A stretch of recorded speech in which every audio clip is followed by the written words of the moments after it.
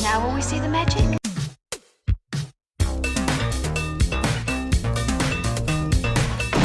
All right, where's Murray? Okay, who is it? This is Jesus, kid. Know then that it is the year 10,191. Yes, we are bored. We're all bored now. Hi, good night. Good night. Hello, and welcome to Mary versus the Movies with your host, Mary Jones. And Dennis Ling. Oh my goodness. What was that? Sorry, it was, I was all jumped up from our previous thing. Oh. Secret thing. Secret thing, yes. Secret bonus material. Yeah, at some point we are actually going to set something up, but not tonight. Instead, tonight we are taking on episode, holy mackerel, are we talking like 58? I think so. Yeah. I don't remember. Well, it's not going to be a good movie. I know it's not going to be a good movie. It'll probably be better than the last It'll one. probably be, yes. I'm oddly enough looking forward to this movie, even though I know it's going to be not good. Tonight we watch The Cannonball Run. Yay! Yeah. Have you seen this? I don't know. Really? I think it's just one of those things I probably saw on cable, but Okay. forgot right away because I'm like, who are these old guys? And it's like Dean Martin and Wait, or whatever. Who all is in this movie? I feel like isn't like Frank Sinatra and like Sammy Davis Jr. Are you or like Dean wait? Martin or Are you confusing this? And maybe I'm confusing this. Are you confusing this with Mad World? I think there really is like some old Hollywood. Are you people in serious? this. Yeah. That's insane. Normally, I don't like to spoil you or something, but this is half memories. I may be making this up. Okay, yeah, that's fair. The things that I do know is I know Jackie Chan is in this movie. Yeah, I'm a little worried. No, we know what's going to happen. Yeah. We know exactly. We have an Asian. It's the early actor. 80s. They're going to do something horribly racist. We know what they're going to do. And this is prime Jackie Chan. Yeah. This is when he is a sensation over in China, and yeah, I mean he is the man. But this is, I'm pretty sure, his first American film. And you think Jamie Farr is, and I Jamie kind of Farr remember is, this. I'm pretty sure, in this, dressed as a sheik. I know. I mean, and what gets me about that is when he was on MASH, he's playing a Lebanese guy, and it's. Yeah, I mean, there's a couple yes, I'm Lebanese, and so here's all these weird in terms of the show, customs and whatnot. But there's nothing he's just walking around either in the dress to get out of the war, and that's, fine and whatever. Or I'm wearing a Mud Hens jersey, and I'm from Toledo. It wasn't isn't it weird that he's an Arab? Right. Whereas this movie's going to lean really hard into isn't it funny that he's an Arab? What was the Doris Day movie? Oh my God, that's not a good him movie. And Father Mulcahy. Yes, with 60 Get Egg Roll, which is not a good movie. Goody. Yeah, I mean we watched it. It's one of those Doris Day. I guess Rock Hudson. Is it Rock Hudson's in that? I think so. Yeah. Yeah, that's not a great movie. They both play bikers, but it was funny that it was just hey, wait, isn't that Jamie Farr and William Christopher? Yeah, So, that was yeah. weird. But I'll tell you this. I'll bet this is better than Aftermash. Yeah. Yeah. So, yeah, I'm pretty sure Jamie Farr is in this.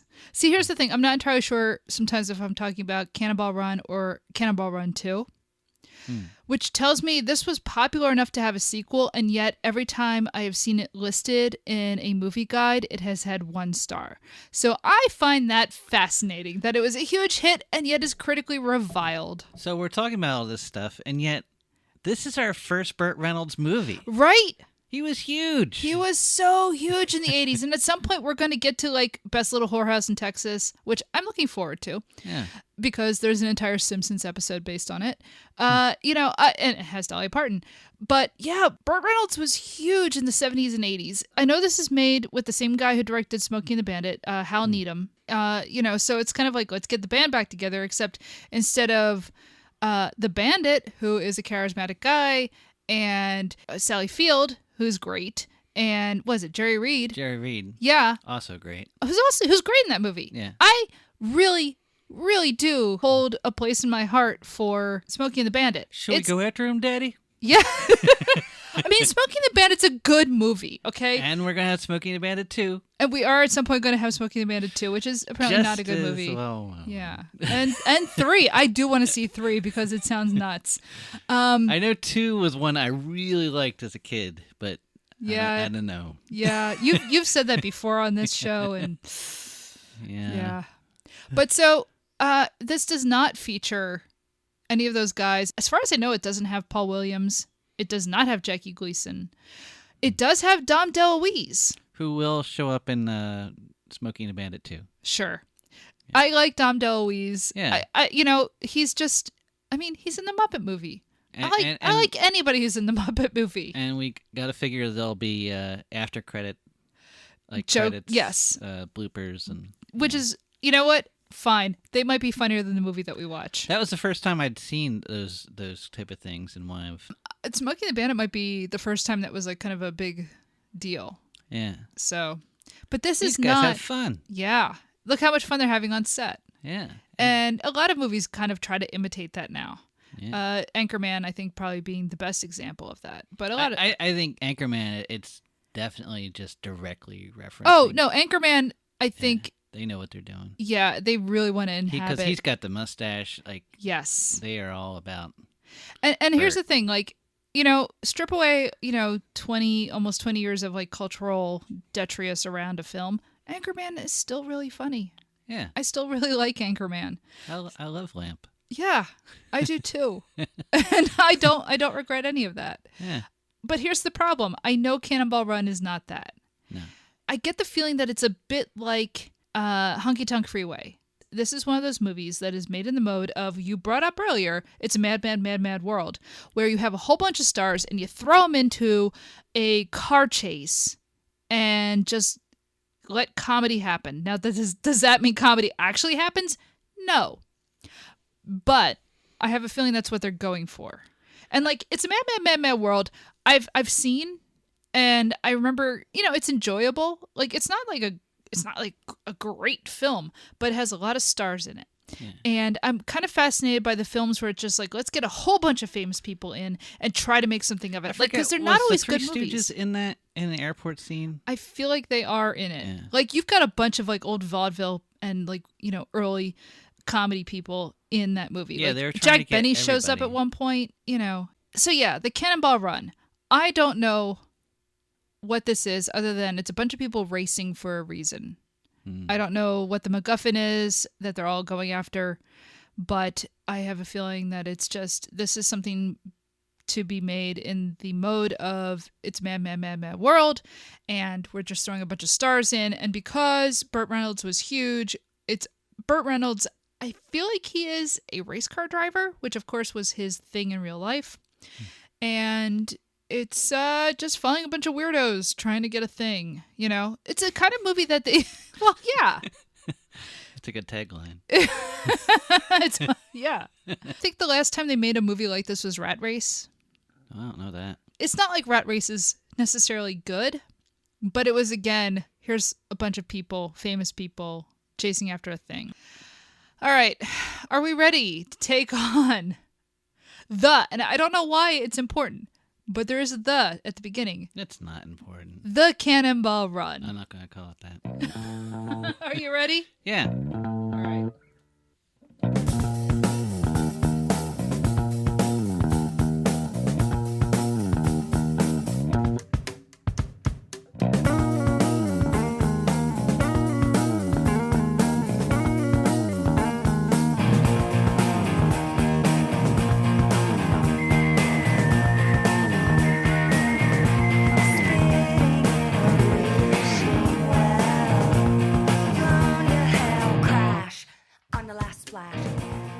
So I don't know if I've told this story on the podcast before.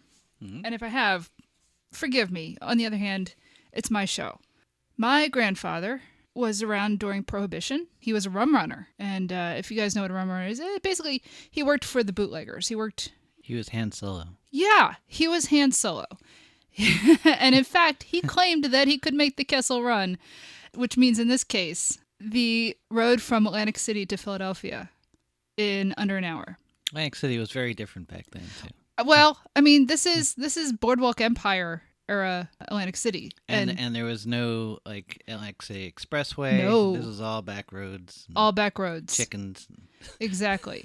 But he had a roadster. Jersey Devils. Yep. And he apparently claimed that he could... I never met him, so this is all coming from my mother. But he claimed that he could drive from Atlantic City to Philadelphia in under 60 minutes and avoid... That was 45 minutes. Maybe it was. I don't know. The point being, that's almost impossible, right? But I don't know. The people in my family, we tend to drive a little fast.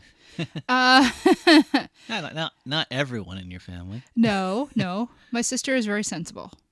Right. Yes. Everyone else, however, is made in the model of my grandfather.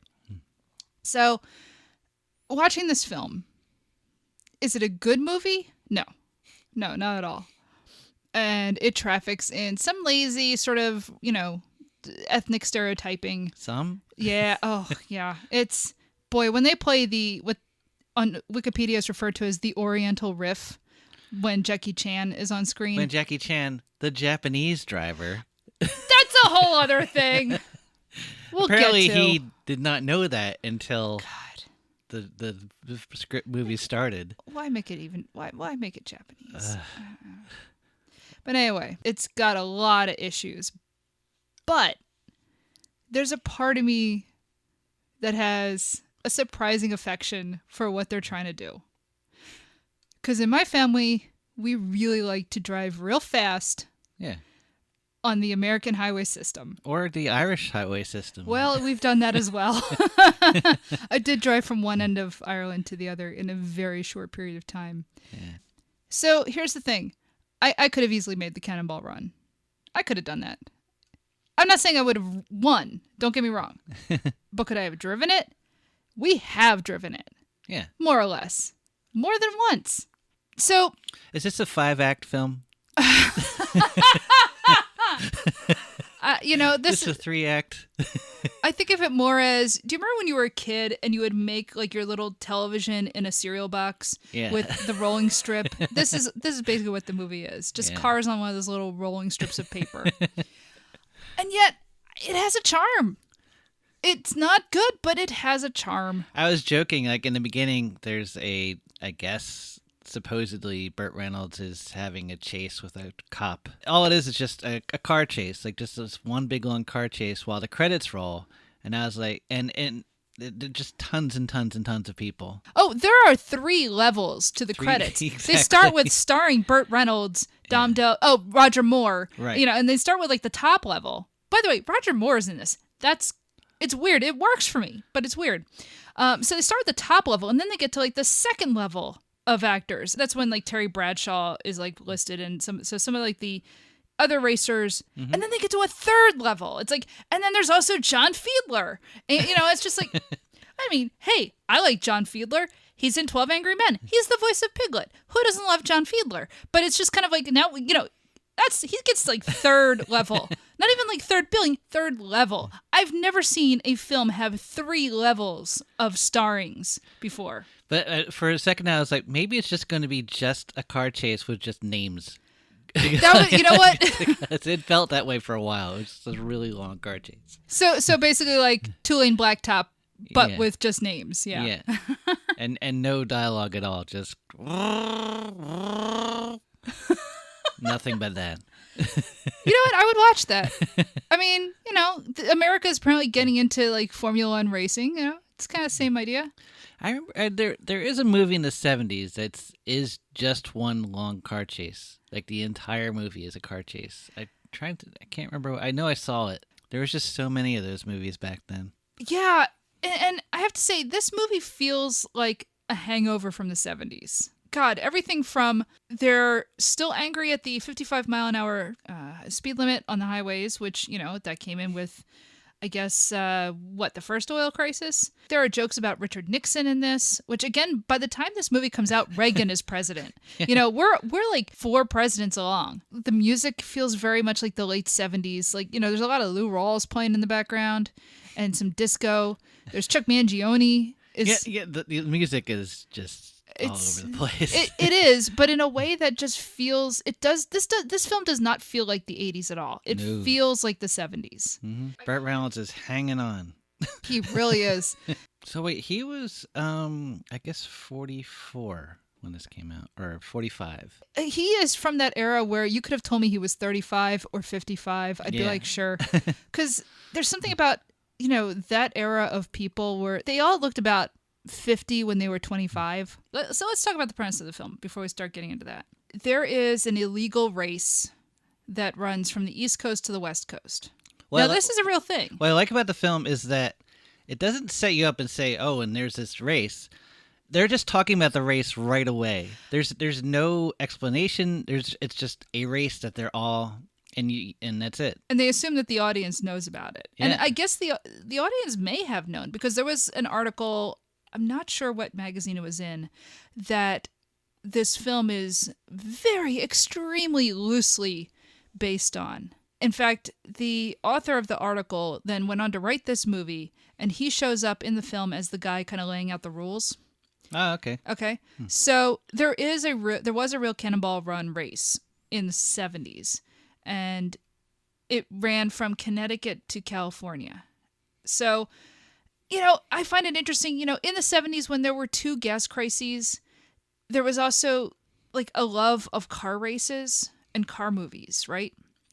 So, I mean, there is this sort of like defiance of, our oil supply is getting cut off. We're still going to run our cars. I'm glad that kind of thing never happened again. No, absolutely not. I totally didn't live through... the 2000s. I don't know what rolling pandemic call is. There's no such thing. No. So there's this race, and all these people are going to race and hopefully win. Do they even explain what the jackpot is? Because the only person who's ever talking money in this movie is Sammy Davis Jr. Because he's placing bets, I guess, on himself to win. Yeah. So we don't actually know what the winning of the race is. It's a blank MacGuffin. It really is. Like there's no goal exactly. In a way, it kind of makes me a little bit more appreciative of something like Honky Tonk Freeway, a film we covered early on in the podcast, where at least there was a goal in that movie. There was a plot. Yeah, this doesn't really have a plot. This just has stuff happens. The first half of the film is just nothing but gags. Everyone is introduced with a gag, and that's basically all they are. And it takes a while to even get to the race, because there's so much like just kind of introducing all of these different racers, these different characters, and some get more characterization than others. Oddly enough, we don't get a whole like. Burt Reynolds' whole thing is just like, I'm Burt Reynolds. There's no characterization there, really. In fact, he doesn't even drive a lot. No. He's just there. There is so much more emphasis put on Dom DeLuise. Yeah. He's the sidekick, and he's the man-child sort of figure, to the point where he dresses up sometimes as an imaginary Captain Chaos, because, that's his way of dealing with feeling like nervous and out of control, is he has like this alter ego. But Captain Chaos has like superpowers of some kind. Yeah, because it's a dumb movie. Yeah. It's fine. They realized the fastest car that they could drive, because everybody would get out of its way, is an ambulance. And so they commandeer an ambulance. They find this out by him breaking his neck and then realizing... It's really foolish. It's so dumb.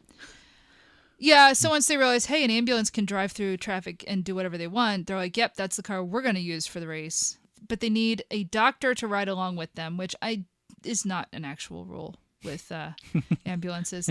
And then they somehow, for whatever reason, basically because the film wants it, they kidnap Farrah Fawcett, who originally is with the guy who's chasing after these racers, and she ends up just going along with them after, look...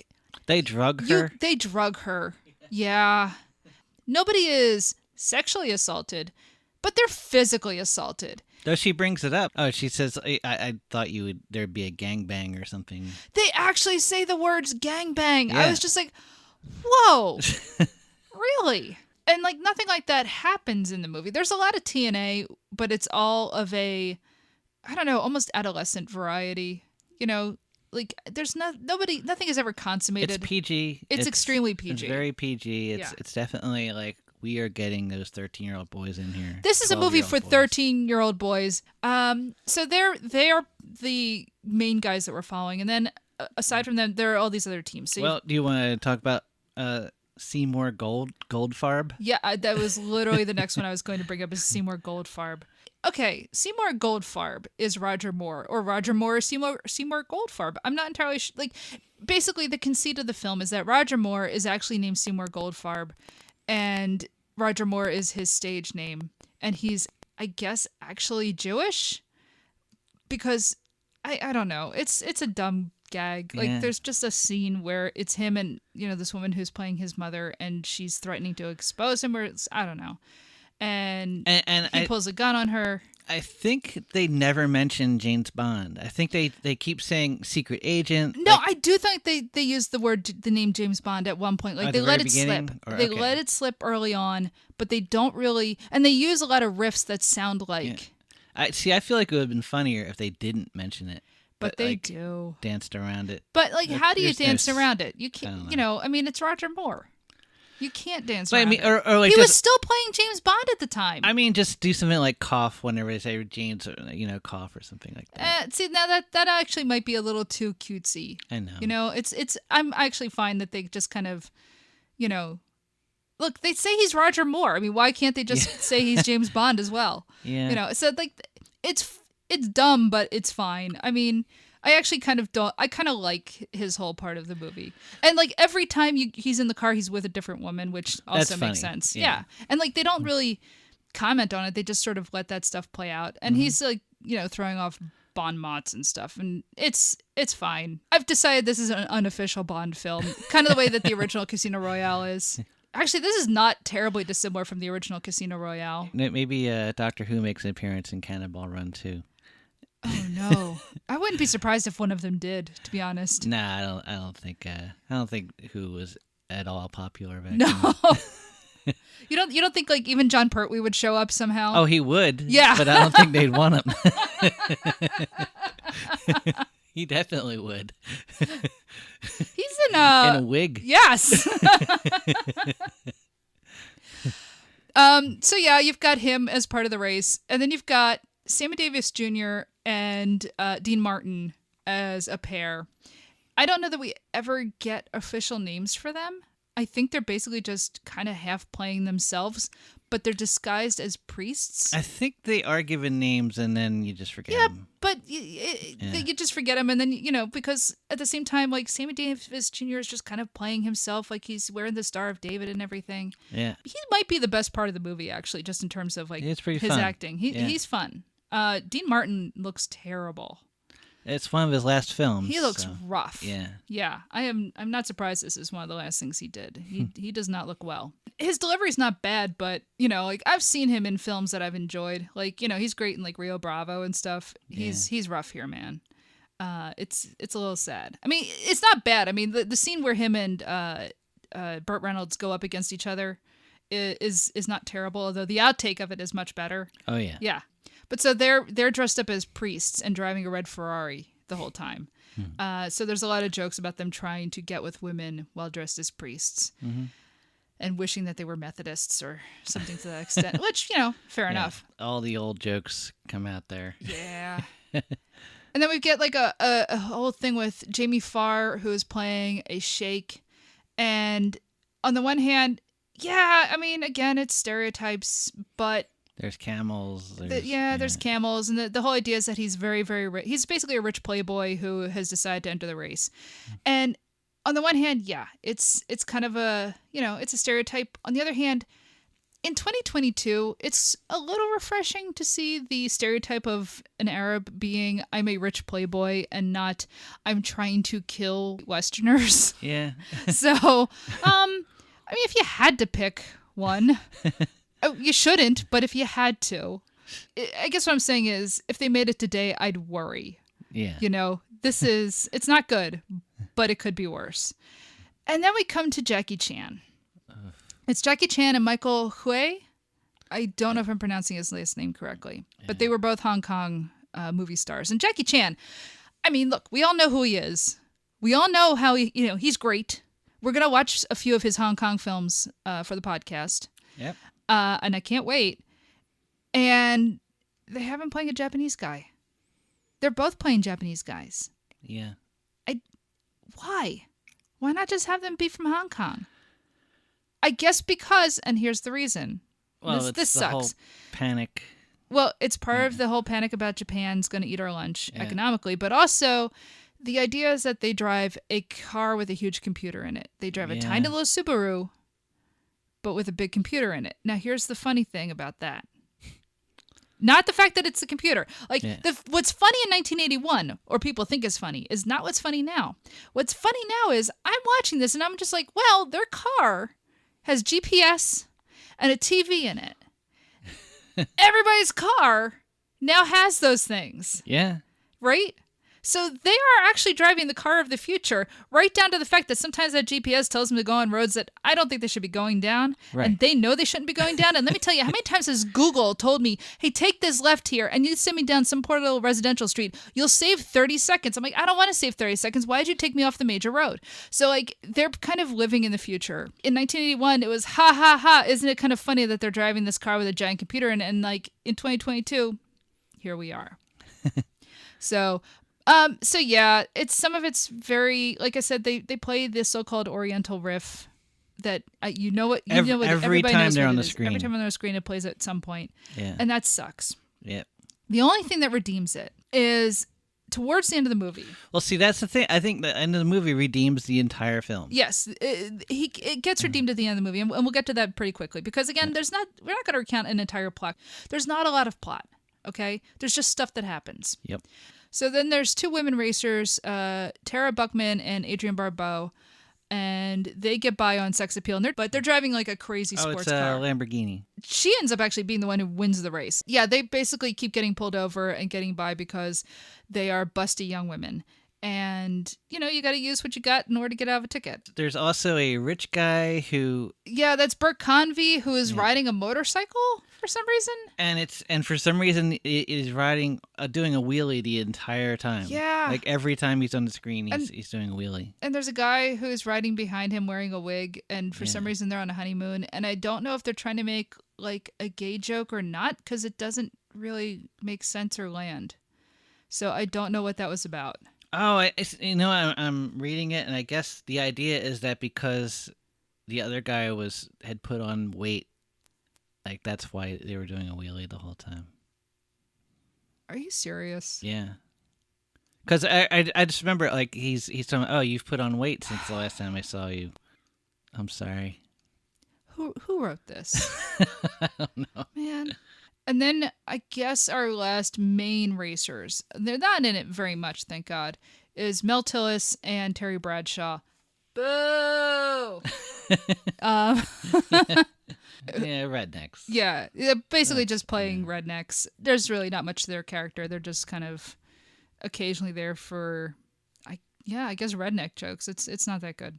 Oh, and Dr. Van Helsing. Oh, well, Dr. Van Helsing is they named him Dr. Van Helsing. Yeah. So Burt Reynolds and Dom DeLuise, because they have the ambulance, they have to have a doctor. And Dom DeLuise somehow digs up this Dr. Van Helsing, who's played by Jack Elam, who, he was like a cowboy actor. He was in a lot of Westerns and stuff. And he was famous for his misaligned eye. Yeah, he has a lazy eye.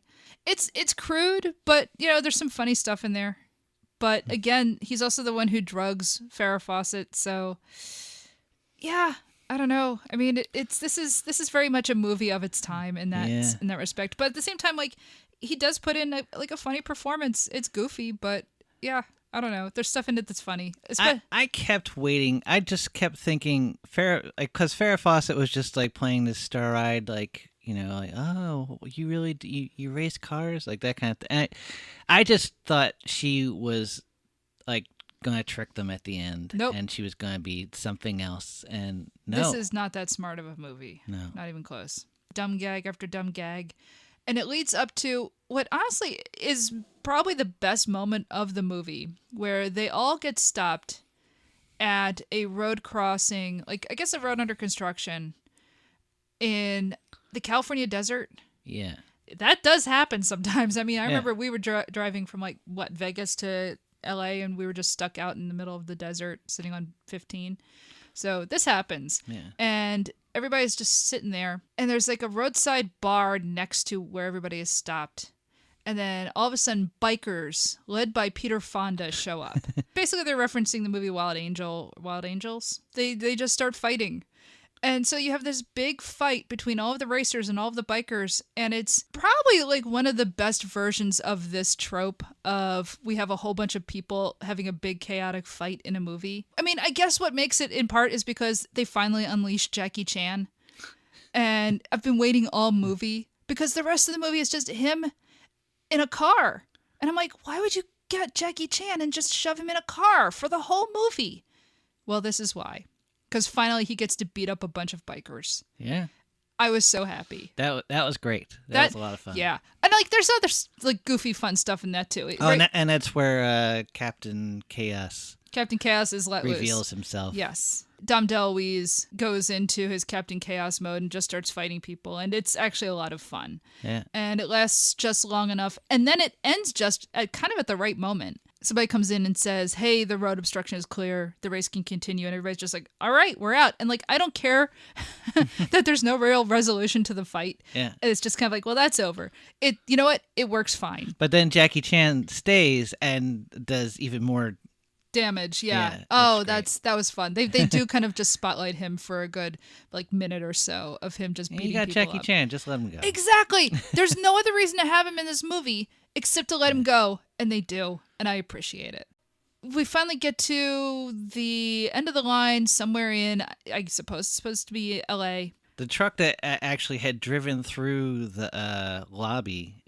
Oh, okay. In the beginning. That's right. They just bust through. Oh yeah, then swerve, and everyone gets stuck at the entrance. So yeah, basically there's a big car accident. And then they say it's a foot race, and everyone gets out. It's the dumbest thing. All of a sudden now it has to turn into a foot race because the cars can't go any further. And so the fastest runners are Tara Buckman and Dom DeLuise. Well, Dom DeLuise in Captain Chaos mode, though. Yeah. So Captain Chaos, he was being bullied when he was in high school or something by 9 kids, and then Captain Chaos appeared. And it's just him in this Captain Chaos mode, and he beat these kids up, and he's like, Captain Chaos appears whenever anyone needs help. So at the end, he turns into Captain Chaos and is Superman and can do anything, but then... And he's the fastest runner. All of a sudden, he is 5 feet from winning this race, and all of a sudden a woman is just like, help, save my baby. And her dog apparently... Is in the water at the end of the dock, and he leaves the race to go save the dog, and instead she wins. And of course Burt Reynolds is livid, and he goes and just starts yelling at him and goes after him, and it's just no more Captain Chaos, and I've got he rips off his costume and stuff, and it's kind of this almost sour moment where you're just like, oh geez, I mean yeah, it sucks that you lost, but and I mean, and the movie kind of saves it a little bit, because Dom DeLuise is just like, well, that's all right, because, and he whips on a new costume and says, I'm Captain USA. Yep. I guess because they couldn't get the rights to Captain America. Though he says that in the... He says that in the bloopers. Yeah. But he's like, I'm Captain USA, and then everybody just laughs, and that's the end of the movie. That's it. The end. We don't know when anybody won. We don't know any of the consequences. Does anybody get arrested for this? Nothing. It just ends with a chorus of children singing about how you have to reach for your dreams. So what would be the equivalent if you had all the stars today? I don't know, would you have Robert Downey Jr. as Iron Man or something, or? Oh, see, now that's actually not a bad idea. Who would be the equivalent? I mean, actually, that's not a bad thought. Maybe Robert Downey Jr. as saying he's Iron Man but not saying he's Iron Man. Yeah. As playing Robert Downey Jr. in the race. I'm surprised that there hasn't been a remake. I know that Thomas Lennon and Robert Ben Garant were working on a remake, but I think then COVID came along. Idea of just getting every star to just have fun, kind of like Ocean's 11. Yeah. is a kind of a fun idea. And I could totally see this being redone again or a variation on it. They've done other versions of movies like this. You brought up Ocean's 11. There's the movie Rat Race. Like, this is kind of something Hollywood just likes. And if you did it now, it would have like kind of a more Fast and Furious vibe. There'd be Definitely. like ridiculous like CGI stunts. And... See, that's the thing. You'd probably have, like The Rock show up or something. Yeah. In fact, it would probably be a little too... Or The Rock would show up as a cameo as a cop or something. Yeah, exactly. Like that kind of thing. Schwarzenegger and Stallone would be the priests. Yeah, or That kind of something thing. foolish Something like that. silly. Yeah, exactly. You know what? I kind of want to see this now. Yeah. Like Liam Neeson would be like a guy. Yeah. Like, I could see Liam Neeson somehow poking fun at being Liam Neeson. Right. That'd be a lot of fun. See, now there you go. Maybe he would be pulling some sort of like Taken monologue. Like this is like the movie we're describing is not a good movie. No. It's a terrible movie. But it hits buttons. It gets like our house does not have central air. It gets really hot in the summertime, and I love going to the movies. And Yeah. I would definitely go watch this just to fun. cool off for the night. Because basically I live like it's 1930 anyway. Mm-hmm. So, yeah, man, I would go watch this.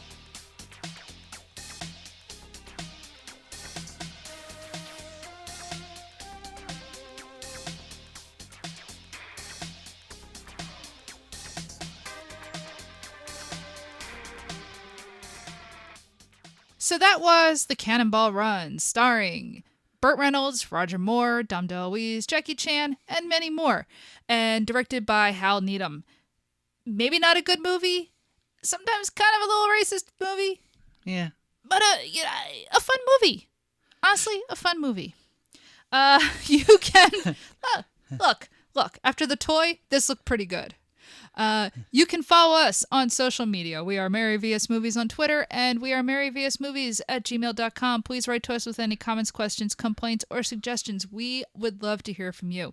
We are available on Apple Podcasts, where you can rate and review us, and please, please, please do that so that we can have more people know about us.